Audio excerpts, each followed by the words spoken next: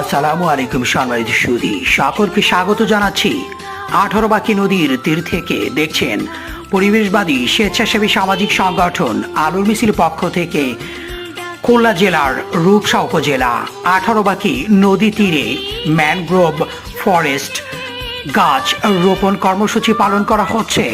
Mangrove forest যে বৃক্ষগুলো রয়েছে, সাধারণত আমাদের বাংলাদেশের সুন্দরবন অঞ্চলে এই গাছগুলোর জন্মায়, যদিও সমুদ্রের পানি জোয়ার ভাটায় আমাদের খুলনা অঞ্চলে প্রবেশ করে, সেজন্যে এই একই জায়গায় জোয়ার ভাটার মিষ্টি এবং লবণাক্ত পানির পরিমাণের ফলে এই ম্যানগ্রোভ গাছের এখানে হওয়ার ব্যাপক সম্ভাবনা রয়েছে। এই গাছ যদি রোপণ করা হয় তাহলে এখানকার পরিবেশ বিপর্যয় রোধে অত্যন্ত গুরুত্বপূর্ণ ভূমিকা পালন করে।